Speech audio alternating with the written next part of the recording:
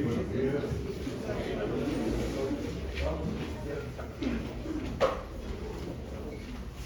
Vamos a empezar un nuevo capítulo dentro de los estudios de neurofisiología. Nos vamos a abocar a otro sentido, es el de la visión. Visión. Para el humano, y sobre todo para el humano moderno, probablemente el más importante de todos los sentidos. Las actividades dedicadas con intermediario a la visión son más del 70% del uso en relación al resto de los sentidos. Entonces sí, es el que más usamos, somos animales visuales. Algo que vamos a repasar muy rápidamente, ¿qué es la refracción? En propiedades de los rayos luminosos hay dos fenómenos que son la refracción y la reflexión. La reflexión es el desvío, el rebote de un rayo luminoso cuando llega a la superficie de un objeto pulido pero que no es transparente. Mientras que la refracción es el desvío de los rayos luminosos cuando atraviesan un objeto transparente, pero con una densidad diferente del medio en el cual están viviendo. Si ustedes se están imaginando los rayos luminosos que vienen por el aire, ese es nuestro medio, el aire, y si llegan a un vidrio, el vidrio es transparente, se van a refractar dependiendo del ángulo con el cual lleguen a la superficie del vidrio. El grado de refracción va a depender de la diferencia de la densidad entre los dos medios. Si el vidrio es más denso, se va a refractar el rayo luminoso con mayor intensidad. Si el vidrio es menos denso, la refracción va a ser menor también y proporcionalmente a la diferencia de densidad. Imaginen ustedes un vidrio de silicatos puesto, adosado, pegado a un vidrio de silicatos con feldespatos. Vale decir que ese segundo es un vidrio con mayor densidad. Y un rayo luminoso está atravesando ambos con un ángulo en relación a la normal, en relación a la perpendicular de la superficie, a eso se llama normal, de unos 30 grados. El rayo luminoso se va a desviar cuando atraviese el vidrio de silicatos. Sí, se va a desviar, por supuesto, estamos comparando aire con vidrio de silicatos. Y cuando atraviese el medio de silicato contra silicato más feldespato, ¿se va a desviar de nuevo? ¿Sí o no? Lo que yo estoy haciendo es inducirles a decir sí, cierto, y eso es correcto. Se va a desviar adicionalmente. Si la densidad del aire la tomamos como la unidad 1, la densidad del aire es 1, ¿okay? Y la densidad del vidrio con silicato es 1.04, un poco más de eso. Y la densidad del vidrio con silicatos o feldespatos es de 1.2, mucho más de eso. ¿Okay? ¿En cuál de los procesos de refracción la desviación va a ser mayor? Entonces la refracción va a ser mayor cuando el vidrio atraviese del vidrio de silicatos al vidrio de feldespatos. ¿Cierto? Esto para ver nada más con un ejemplo cómo se produce la refracción. Existe una serie de cálculos matemáticos que nos sirven para establecer el cuánto se va a desviar. En este momento no nos interesa aquello, cuando se dediquen a optometría, ahí sí van a utilizar la cosa, pero de momento no. Lo que queremos ver es cómo se refractan los rayos luminosos cuando atraviesan lentes. Vale decir, superficies de un medio transparente, pero no plano, sino curvo.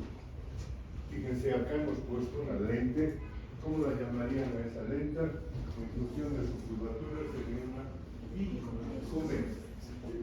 Las hay plano-convexas, plano-cóncavas, biconvexas, bicóncavas, convexo-cóncavas, etc. Una variedad de superficies. Pero la más conocida de entre todos es esta lente biconvexa, también conocida con el nombre de ¿cómo se?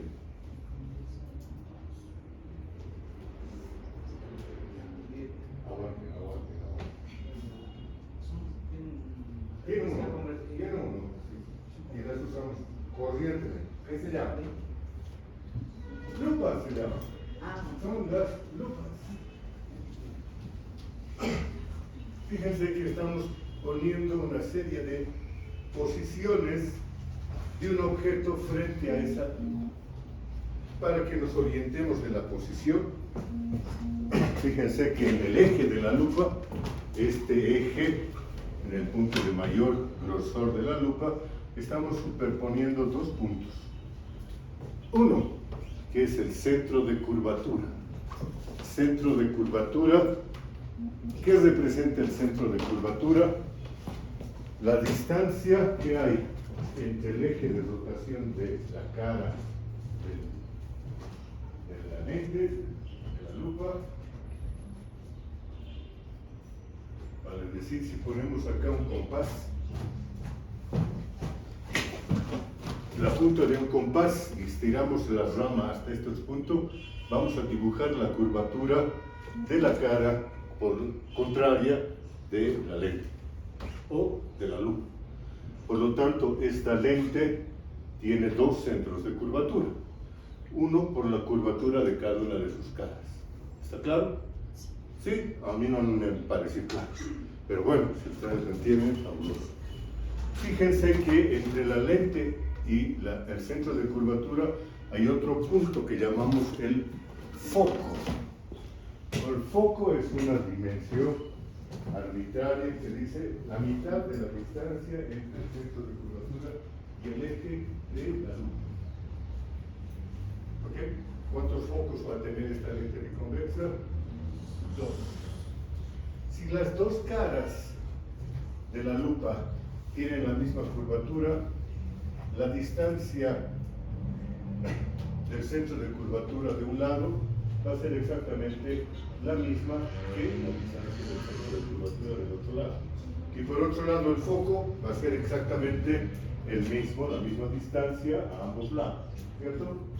Si las curvaturas de esta lente fueran diferentes, tendríamos diferencias en el centro de curvatura y la distancia focal entre los dos lados, ¿cierto? ¿Cuál tiene la menor distancia focal? ¿Una curvatura medio plana o una curvatura muy marcada? Aquella curvatura muy marcada, puesto que tiene mayor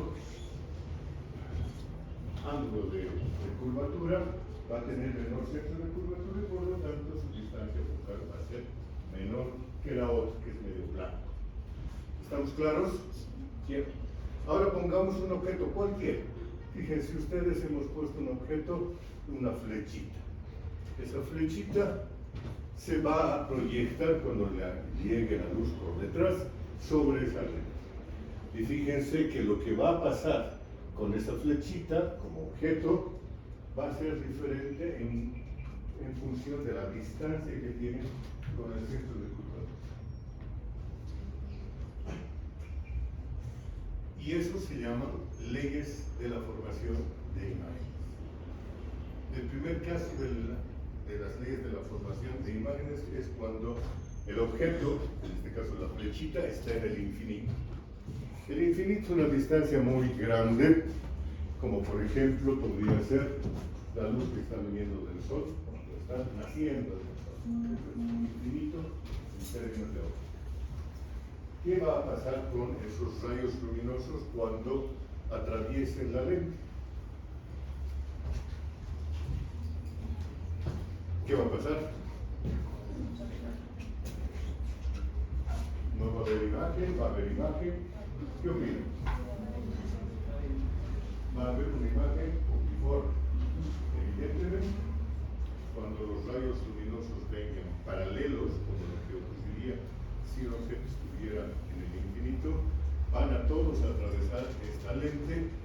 van a formar una imagen. ¿Dónde va a estar esa imagen? Puntiforme.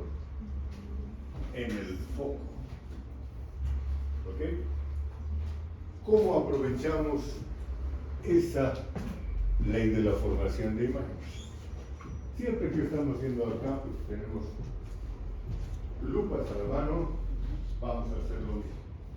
Vamos a enfocar los rayos luminosos y empezar a hacer converger estos rayos luminosos dependiendo de nuestra formación psicológica, vamos a ubicarlos sobre diferentes objetos. Por ejemplo, cuando queremos encender un poco de leña, lo vamos a hacer sobre un papel. ¿Por qué? Porque los rayos luminosos al concentrarse aumentan su potencia y son capaces de encender un papel. Algunos que tienen una cierta maldad lo ponen sobre objetos más. No nos vamos a meter en esa historia, lo dejamos aquí, pero es la primera ley de la formación de imagen. Ahora bien, la segunda dice que un objeto, si se sitúa entre el infinito y el centro de curvatura, va a también formar una imagen. Es el segundo caso, y en este caso, fíjense ustedes, estamos poniendo justamente nuestro objeto, estamos siguiendo dos rayos, son los rayos notables, que nos sirven para dibujar nuestras imágenes en todos los casos. Y van a ver ustedes que aquí tenemos una imagen. La imagen es derecha o inversa. Inversa es del mismo tamaño, mayor o menor. Menor. ¿Es real o es virtual? Esta es una imagen real. ¿Por qué es real? Porque si ponemos un papel detrás de la lente, vamos a poder proyectar ese objeto como imagen. Para decir que existe la imagen realmente y la podemos evidenciar independientemente de los ojos. ¿Claro? Entonces, las propiedades de un objeto o de una imagen, cuando el objeto está entre el centro de curvatura y el infinito, son imagen real, invertida y menor. ¿Qué pasa con nuestro objeto cuando está en el centro de curvatura? Recuerden ustedes este objeto, lo ponen justamente en el centro de curvatura, ¿y qué va a pasar? Por las leyes de la formación de imágenes, vamos a tener una imagen del objeto que es real, que es invertida y del mismo tamaño que el objeto. Si ponemos entre el centro de curvatura y el foco, ¿qué va a pasar con la imagen? Lo hemos acercado un poco más, vamos a tener una imagen, fíjense ustedes,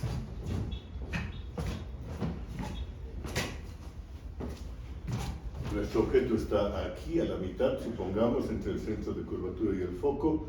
Los rayos, uno va a pasar directamente por el foco del otro lado y el otro rayo que está viniendo de la punta, va a venir por acá, se va a rectar y va a hacernos una imagen real, invertida, pero de mayor tamaño, mayor.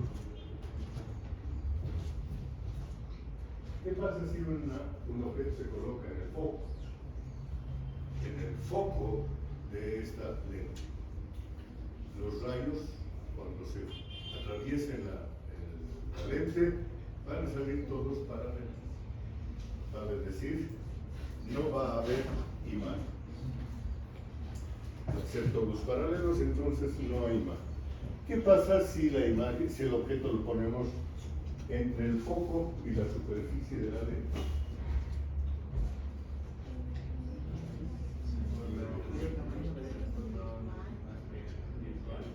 Virtual. Derecha.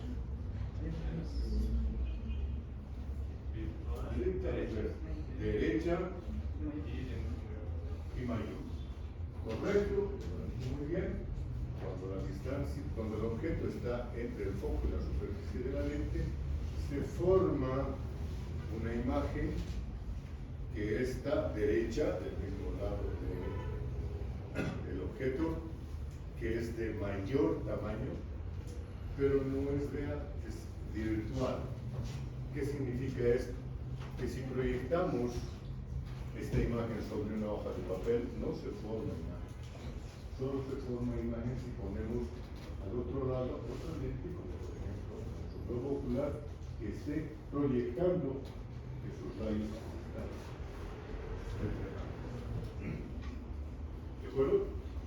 Muy bien. Entonces son los iscas de la formación de imagen. De estos, ¿cuáles son los que nos interesan? Dependiendo de la que nos dediquemos, si nos dedicamos a la óptica, probablemente todos, pero si nos dedicamos a la medicina, solamente el segundo y el cuarto. Así que, ¿qué ocurre si el objeto está a una distancia igual a 2 veces la distancia focal? ¿Qué va a pasar?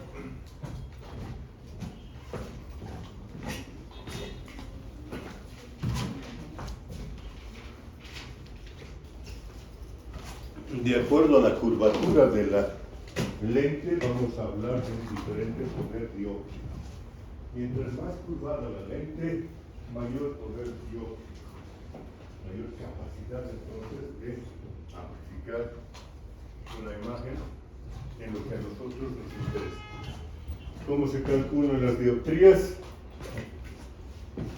Con esta simple fórmula, 1 sobre la distancia focal. Y ustedes ahí pueden ver una serie de cosas que tienen mucha aplicación en óptica, por supuesto, pero sobre todo en optometría, que fabrican lentes. La mitad más uno de los que están aquí creo que estamos lentes. No, la verdad es que no estamos.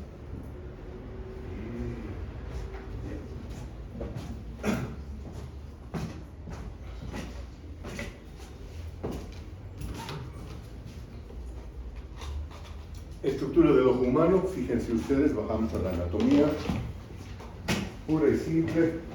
El globo ocular está compuesto por 3 capas concéntricas, una encima de la otra.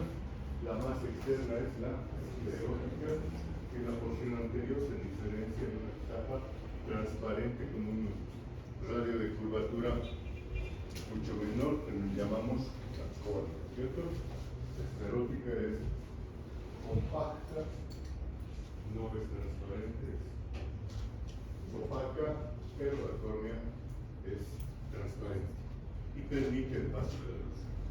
Por debajo de la esclerótica tenemos una otra capa, conocida con el nombre de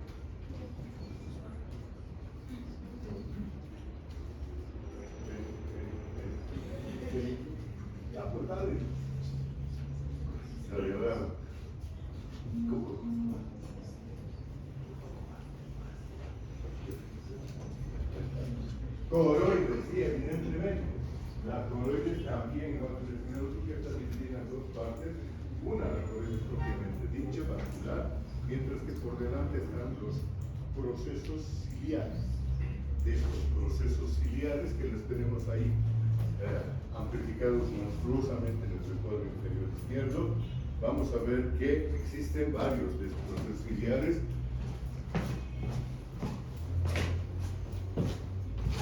Por un lado una serie de músculos, los músculos ciliares, por otro lado una lámina con una perforación al centro que recibe el nombre de iris, del cual el centro se llama pupila.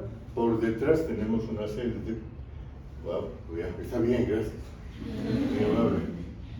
Tendoncitos que se llaman la zónula de zinc, de la cual cuelga una lente que es el cristalino, muchachos. Entonces los procesos ciliares tienen músculos, tienen el iris y tienen el sistema del cristalino, el sistema de suspensión y el cristalino. ¿Estamos? Por dentro de esto, ¿y ahora cómo salimos? Le damos atrás. Eso.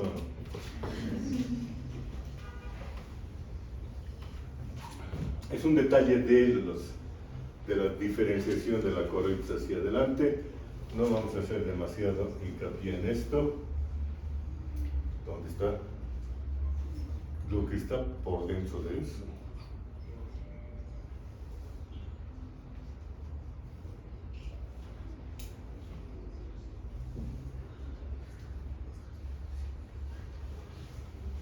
No sé qué ha pasado con mis imágenes, pero bueno, lo que está por detrás, por dentro de las corrientes es la retina. Esa capa sensible a la luz y es la que nos permite que si la retina se destruye, nosotros cuando tengamos unas pupilas preciosas y un iris de un color fabuloso, no veamos un cielo. Entonces la retina en realidad funcionalmente es lo más importante para la percepción de las imágenes del mundo exterior. ¿Cómo vemos la retina? Utilizamos un objeto que se llama el oftalmoscopio, que es un conjunto de lentes que nos permite dirigir los rayos luminosos sobre el ojo de a quien estamos examinando y ver que esos rayos luminosos iluminan su propia retina. Podemos enfocar, de acuerdo a nuestro poder dióptrico, directamente esos rayos luminosos sobre la superficie de la retina y vamos a poder ver las estructuras que hay en la superficie de la retina. Esto que para ustedes puede resultar medio aburrido tiene su importancia en términos de terminología nomenclatura. Si vemos la retina exactamente desde el frente, vamos a ver que el eje del globo ocular se representa en la retina por una zona amarillenta. Esa se llama la mácula lútea. La mácula lútea, ustedes veanla allá, es una zona un poquito diferente del resto de la retina. La retina es más o menos rosada, pero la mácula lútea es más anaranjada, de diferente color. En el centro de esa mácula lútea, mancha amarilla quiere decir mácula lútea, encontramos una pequeña depresión llamada fovea central o foveola también, ¿no? Una pequeña depresión en el grosor de la retina. Al lado interior de ese campo retinal que estamos viendo vamos a encontrar un disco blanquecino. Ese se llama la papila óptica. La papila óptica, y ustedes la están viendo allá.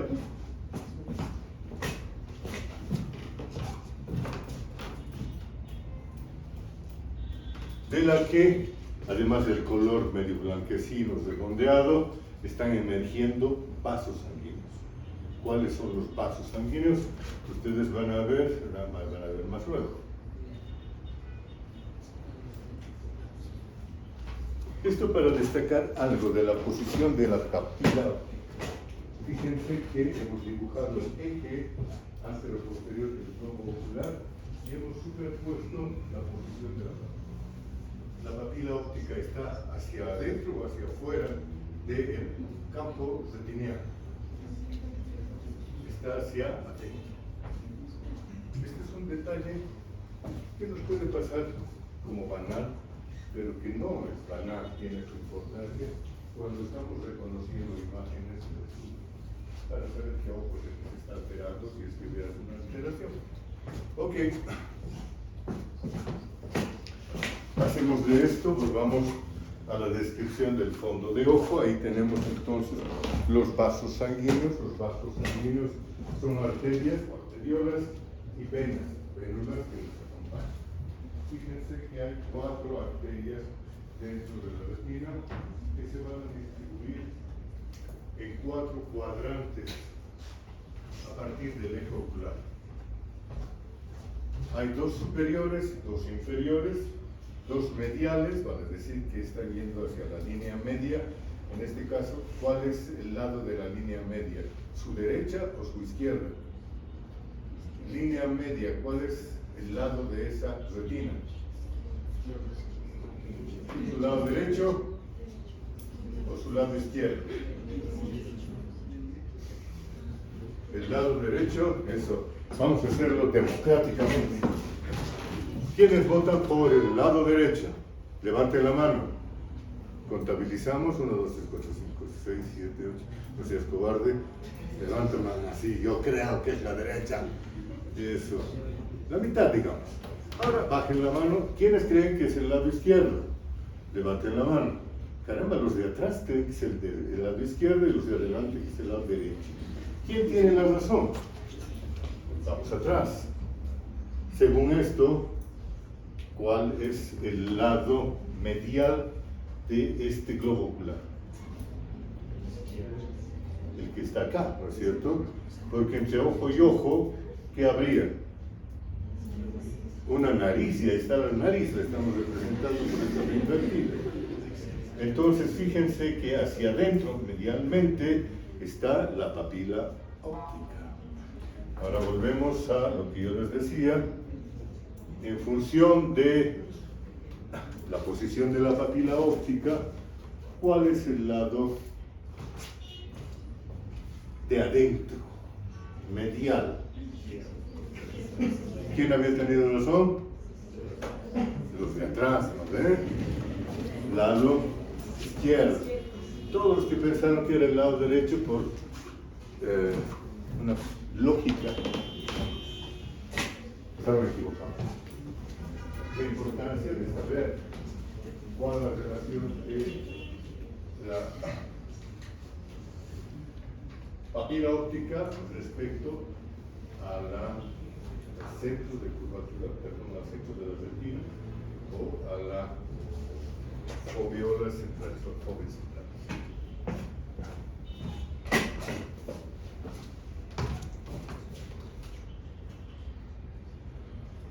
Aquí hemos tapado cada uno de estos vasos, no nos vamos a perder el tiempo adivinando o poniéndoles nombres, aquí se los pongo yo, facilitos, dos superiores, dos inferiores, de los superiores uno nasal, uno temporal, uno que va hacia la nariz, otro que va hacia la sien.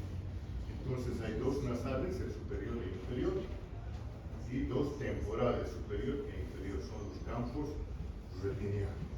Cada uno de estos campos retinianos está siendo inervada por una de estas arterias retinianas que tienen el mismo nombre. Arterias retinianas nasal superior, nasal inferior, temporal superior, temporal inferior, y están acompañadas de su respectiva vena. El estudio de la retina es una subespecialidad de la oftalmología por su importancia y por la cantidad de información que se maneja de esa. ¿Okay?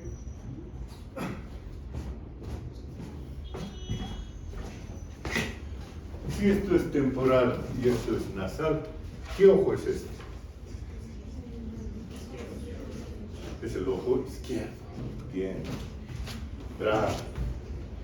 Vamos a la estructura. Fíjense ustedes, ahí tenemos una representación de la retina vista lateralmente fuerte. Y vamos a ver que la retina de los ojos del parvulario tiene 10 capas, ¿cierto? Esas 10 capas vienen desde la capa pigmentaria, las capas de los receptores, las capas plexiformes, las capas nucleares, que ustedes las conocen muy bien, aquí están. Para mí, un real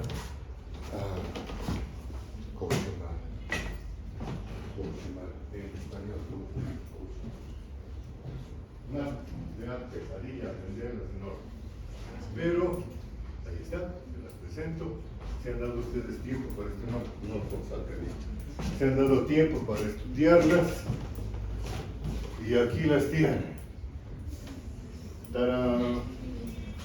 ¿Cuál de estas es la parte externa, la que está mirando a la coroides? ¿Cuál es la parte interna, la que está mirando a la cavidad, al humor vitrio?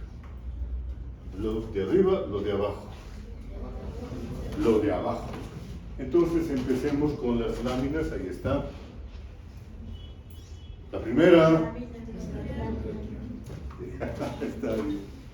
Yo les traigo buenas noticias al respecto. En términos funcionales, lo que nos interesan son nada más 3 capas. 3 capas. Con 5 especies celulares diferentes. Es decir, en fisiología tienen que sabérselas de memoria. La más externa la capa de los receptores. Y dos tipos de receptores, los conos y los bastones. Capa de los bastones. Por debajo, la capa de las células bipolares. Bipolares porque están conectando con los receptores y con las células de la tercera capa. ¿Qué son las células de la tercera capa? Son las células ganglionares. Células ganglionares, entonces, entre los receptores, las células bipolares y las células ganglionares forman columnas celulares. Cada columna tiene 3 células, ¿cierto? Y he dicho 5. ¿Dónde están las otras 2? Están metidas en medio. Fíjense ustedes que entre los receptores y las células bipolares hay una serie de células que están dispuestas horizontalmente. Son unas células metiches. ¿Por qué metiches? Porque están enviando prolongaciones a toda la sinapsis que hay entre los receptores y las células bipolares que están a su alrededor. Estas son las células horizontales y son células que están conectando una serie de sinapsis donde ellas están. Un pequeño campo de la retina. Y más adentro, profundamente situadas entre las células bipolares y las células ganglionares, están estas otras células. Vean ustedes, están en verde, hacia lo mismo. También envían sus prolongaciones a las sinapsis entre las células bipolares y las células ganglionares. Reciben el nombre de células amacrinas. Y ahí están las 5 especies celulares de las que hablamos. Estas son las que nos interesan desde el punto de vista funcional. Cómo trabaja la retina. Si ustedes se van a hacer estudios histológicos, se van a dar cuenta que hay más variedades, algunas variedades más de células, pero que no nos interesan desde el punto de vista funcional de la formación de imágenes y de la transmisión de esas imágenes. ¿Ok? Las células ganglionares tienen una prolongación que se va a llamar el axón o la fibra nerviosa de la célula ganglionar, que está mielinizado y que está abandonando la retina. Va a salir esa retina y todas estas fibras ganglionares van a confluir en un solo punto del campo retiniano. ¿Cuál es el nombre de ese punto? La papila óptica. Vale decir, en la papila óptica tenemos todas las fibras de las células ganglionares, pero no tenemos receptores. No hay receptores, por lo tanto este es un punto ciego en nuestra retina. Nuestra retina no tiene forma de percibir un objeto cuyos rayos caigan sobre la papila óptica. ¿Estamos? Ok.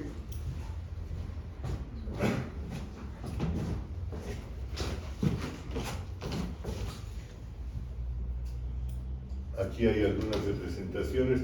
Estas son representaciones de imágenes de la configuración de las retinas reales.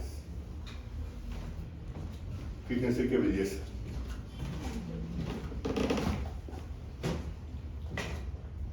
La imagen, la técnica para conseguir estas imágenes se llama line frame. De la misma forma que hablan del arcoíris, el rainbow, la forma de conseguir estas imágenes coloridas de las películas es el line frame técnica. Y estas son sus representaciones reales. ¿Dónde están los receptores? En este extremo, fíjense, los gorditos son los conos, los delgados son los bastones. Aquí están las células bipolares en lila y aquí en rojo están las células ganglionares. Las fibras, estas fibras que están saliendo, sus axones, están viajando por la última capa, la penúltima capa en realidad, hacia la papila óptica. Cuando hacemos esa misma técnica aquí, fíjense ustedes, la imagen directa es esta. Hermosa, una hermosura. Hemos aprovechado para superponer sus características lo más simple el número de receptores. ¿Cuáles de los dos receptores, conos y bastones, es más numeroso en la retina? Los bastones. ¿Cuántos bastones más o menos encontramos por globo ocular? Unos 100 millones. ¿Cuántos conos encontramos por globo ocular?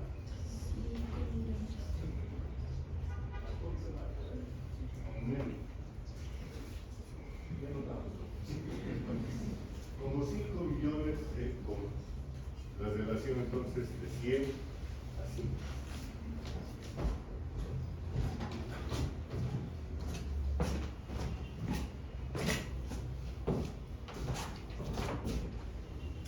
La distribución de estas células, estirando la retina, poniendo en el centro la fóvea y a un costadito lo que sea el disco óptico o papila óptica. Fíjense ustedes que las células, los bastones están distribuidos a lo largo y ancho de toda la retina. ¿Dónde están más concentrados? En las porciones aledañas al centro de la retina, al eje óptico. Pero en ese propio eje óptico no hay bastones, han desaparecido. Está ocupado ese centro por el otro grupo de receptores, los conos. Y los conos están agrupados en el centro. O sea, en la mácula glútea, ahí están los conos, y en el resto de las superficies de la retina están los bastones. Y en el disco óptico, o disco papila óptica, no hay ni conos ni bastones. Están ausentes. Fíjense que en términos de grados, 10 grados, alrededor del punto de eje, 10 grados de curvatura tienen conos y son prácticamente el 100% de los conos que hay en cada retina. Fuera de esto, muy pocos y algunos. Hablemos de estos receptores. Llevados a un microscopio electrónico, los receptores tienen una estructura bien interesante. Fíjense que tienen un segmento que está extendido hacia afuera. El segmento externo, ese segmento externo, contiene el núcleo de la célula, sus organelos. Y un segmento interno. El segmento interno, a partir de una escotadura en los bastones, tiene una serie de discos.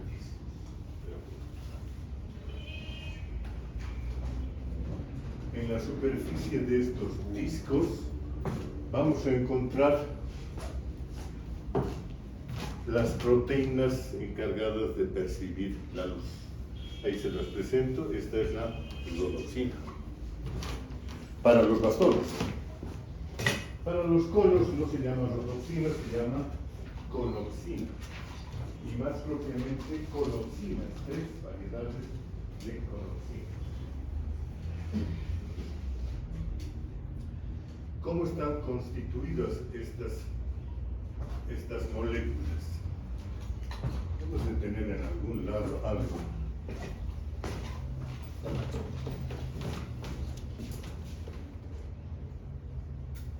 No hay. Están constituidos por una proteína, la opsina, y un pigmento visual que en el caso de los bastones se llama el retinal o el retinal, o púrpura visual también. Tiene varios nombres. Esta molécula es la encargada de percibir la luz y cambiar su configuración espacial cuando le llega la luz encima. Cuando le llega la luz encima de esta molécula, cambia su configuración y se separa de la oxígeno. Se degrada entonces. y eso inicia una serie de fenómenos, una cascada de eventos bioquímicos en el interior de esta célula que terminan cambiando el valor del potencial de la membrana. Lo vamos a dejar aquí, ¿ok? Porque lo que viene a continuación es medio delicado y necesito toda tu atención. Así que hasta aquí hemos llegado con nuestras generalidades. Gracias, vámonos.